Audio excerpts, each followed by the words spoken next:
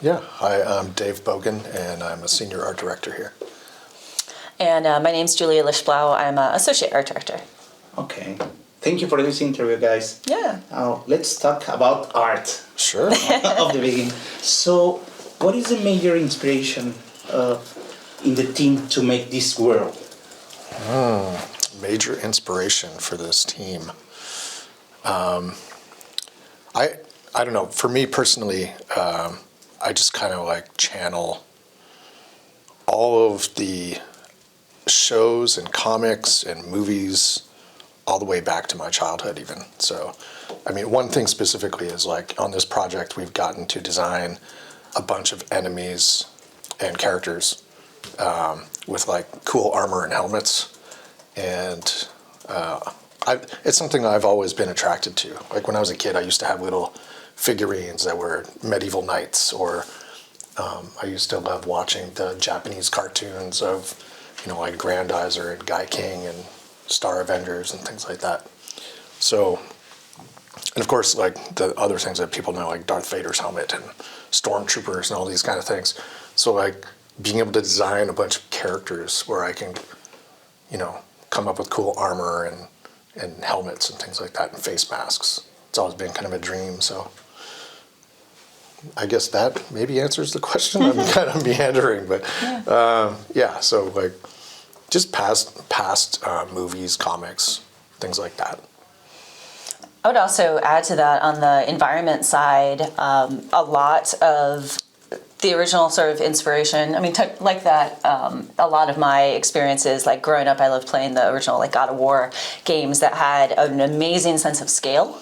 And I think that in our game, because we're a magical universe and it's fantasy, we're able to really push the scale of buildings because, they're crafted magically. And so they are able to be just a really dramatic silhouette on horizons, and we're able to create really interesting shapes that you wouldn't just see in classic like medieval fantasy genres. We're kind of doing a little bit of a fusion. I would say there's some science fiction, like sci-fi references mixed in with sort of an older medieval, like sort of classic medieval sort of stone, sort of traditional aesthetic. Yeah. I think a lot of this stuff just kind of comes subconsciously. Like all the things you've experienced in your lifetime. When someone hands you a clean slate and says, okay, design this thing. It's supposed to be a big robot-y thing walking through the water. It just comes out of you. Mm-hmm. It's impossible to not be influenced by other things you've seen in your lifetime. So I think... Okay. Talking about the character, the principal character, so how many drafts make us a team to get the final one? To make Jack? Yeah. We have some crazy concepts of Jack. Please Crazy hairstyles. Talk one of the craziest. Well, the craziest one was like when we, for whatever reason, due diligence, call it what you will, we decided that we had to do an exploration on facial hair and hats. So we were getting a lot of these concepts we were getting from outsourcing in Europe, and we were just getting these designs back that I was like, oh my God, I would never think of that. And of course, we never used it either, but I want to go find the concept and like show people because it's like so. Well, sometimes not where we needed to end up, but you need to explore everything. So in a way, it was a great exercise. Knowing what you want is great, but knowing what you don't want is also just as important. So how many drafts? I don't know. Like the costume came online pretty quickly. We probably did like 2, maybe 3 weeks of just like thumbnail exploration. But one guy came up with a kind of a costume design that we latched onto right away. And, I was trying to, I mentioned before that, our style is kind of like a mixture of like old world, medieval type fantasy, but also kind of mashing in sci-fi. So, I always wanted to get, okay, the costume can look kind of sci-fi a little bit, but you got to have like some chainmail or something in there to kind of bring it back and to tie it together with our other designs. So this one concept we kind of latched onto, and it probably had maybe another, I don't know, 3 or 4 kind of like subtle revisions to get it there, but that one kind of came easy. Other characters. The Hand, for example. The Hand, yeah. That one went relatively quickly. Like we probably had like 2 or 3 days, like 2 pages of thumbnails, and we gravitated in on one, and then it kind of like probably took another couple of days to kind of polish it, but yeah. And once you get a couple that you're kind of nailing down on, it really helps inform the rest. So, you know, some of them surprisingly quick. They just kind of landed, you know. Okay. Talking about all the stuff that we can find inside the video game, like the chains, like the rings, and all the stuff. How many, I don't know, items can we find inside a video game? Are we allowed to talk about that? I don't know. Let me see. There's a lot. Maybe not the number, but maybe a number is very too close to know how many. General number. General number, yeah. General. Lots. Yeah. There's a lot. I mean, we ended Definitely up dozens. we ended up with more than we thought we were going to end up with. And as Brett mentioned on the call, we have the player wears rings, bracers, which are kind of more like cufflings or bracelets almost or something, or bands. Bands is a good word. And then we have the sigil, you know, the device which helps focus your magic into particular spells.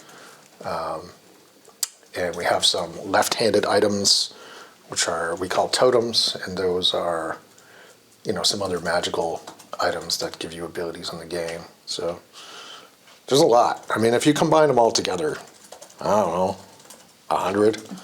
Wow. Yeah. More? Probably Yeah. more. Yeah. Okay.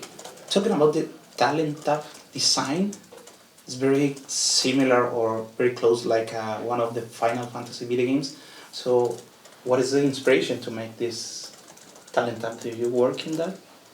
In this part of The UI element, the talent tree. The talent tab. Oh, the talent Oh. tree. Yeah. Talent tree, sorry. Let me see. How did that evolve? I don't know. I mean, I've always had, from day one, and if you go over to like the far room over there, you'll see there's a bookshelf, and on top of it, there's a bunch of like crystals and quartz rocks and minerals and things like that. So very early on, we were interested in gathering reference from crystals and minerals. And one thing I wanted to do was not just try to show the regular crystal shape that everyone has, like really kind of dive deeper into existing minerals and crystals and see how dirty they are and how many inclusions they have and how many cracks and fractures and how natural they were.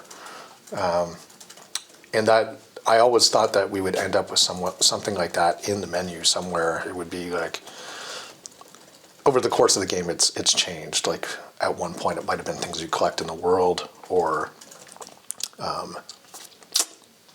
part of crafting or something like that, but it ended up in the menu as the talent tree. It just felt like the right spot for it. So no direct correlation to Final Fantasy. It just kind of naturally grew out of. That's very close up. And maybe this is going to be the last question, but you know, in the last days, all the world is talking about artificial intelligence in different, programming stuff. So the team use artificial intelligence in this part of the art of the video game? No, we haven't. We've had a lot of fun as a team. Like we have a Slack channel that had like an AI Slack channel, and we're all kind of playing around with that stuff and seeing the crazy images that we can come up with. And but you know, nothing for the game is. Yeah, all of all the elements of our game have just been handmade by artists. I mean, to be honest, like most of the design for the game was done because for the visual tools, like there's been a lot of advancement in that stuff, even in just the last year, right? But if you were to travel back like 2 years ago, it was almost laughable, like what you could do with that stuff. So yeah, it's not. And of course, now there's a lot of controversy with it as well. So, we landed in a good spot where we weren't even allowed to entertain the idea of using it, which I think a lot of people making a game nowadays would be struggling with that concept. Should you do it? Should you not do it? Well, we didn't get a chance, and so we could deflect that. No, but we didn't use any. Yeah. Okay.